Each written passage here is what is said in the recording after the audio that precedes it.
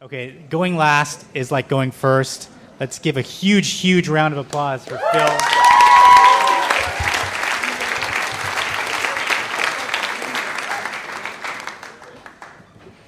Do you remember the memoir, A Year in Provence?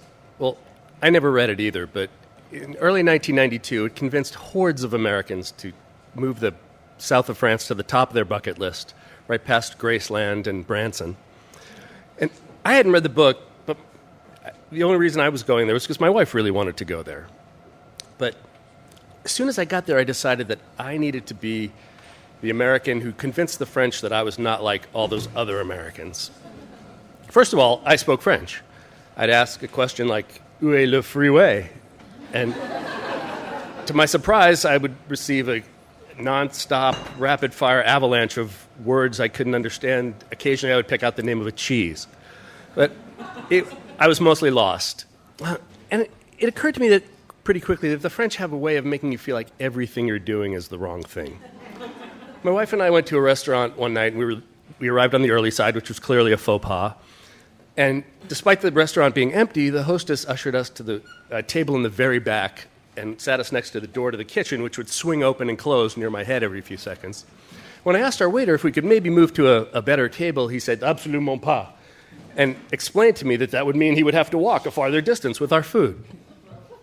So fortunately, we saw a lovely Dutch couple that we had talked to earlier at our hotel, sitting at a much better table. They ushered us over, and we joined them. And when our waiter and the hostess got wind that we had moved tables without their permission, it was as if I had dropped my pants on the dining room floor, taken a shit, and wiped my ass with the French flag. They spent the rest of the evening, each new course was a fresh opportunity for them to snicker and sneer at us and ignore us even as they handed us our food. It was kind of like this everywhere we went. Until one night it was different. We went to this one restaurant in the countryside that was absolutely gorgeous. We sat at a lovely patio at the edge of the vineyards, and we could see the farm where all the food had been cooked from. And I ordered the prix because, as I said, I speak French. And everything was perfect. It was everything we had hoped for from France. At the end, my wife said, tomorrow's our last night. I would love to come back here. And I agreed, but there was one problem. The owner of the bed and breakfast that we were staying at was also a chef, and he once a week would cook dinner for the people who were staying there. It wasn't a restaurant, so there was no set menu. So the next morning after breakfast, I poked my head in to make sure that he was cooking something that I thought my wife would like and I would like. And so I said to him, "Excuse me, do you think you could give us an idea of what you're going to be cooking for dinner tonight?" And he said, "I do not know. I just go to the market, whatever is fresh, I pick. I don't have a plan."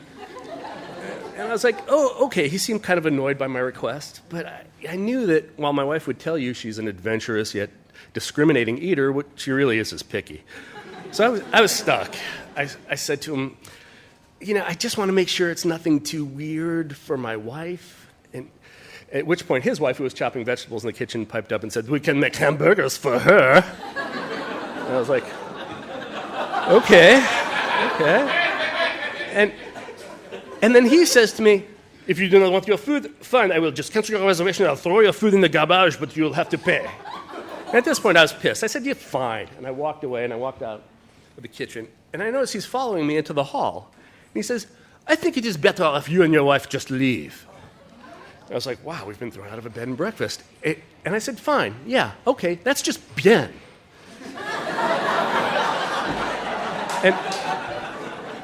And my wife was actually quite relieved that we were going to get to eat, again, one more meal in the restaurant where everyone was nice to us, even though it meant we might sleep in the car.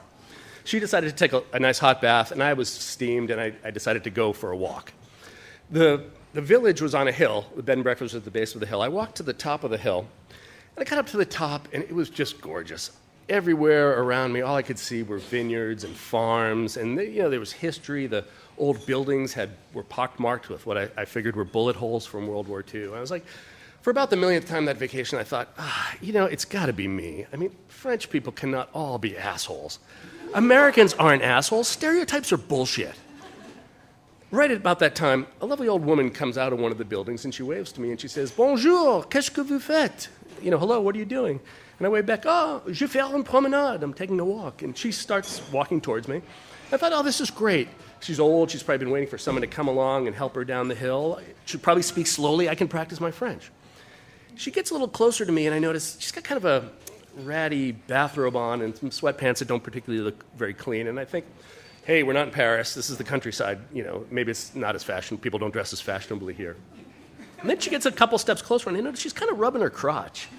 And I think, this is weird, but she's probably got an itch. At which point she's an inch away from me, and she reaches out and grabs my balls. And I jumped back and I said, "Excusez-moi, madame." She looked at me and she said, "As-tu peur? Are you afraid?" And at which point I said, "Je suis américaine, je ne comprends pas les français." And I stepped back and I bowed and I said, "Au revoir, madame." And I took off down the hill back to the bed and breakfast that had just asked us to leave. My heart was pounding. I was afraid I was being followed, but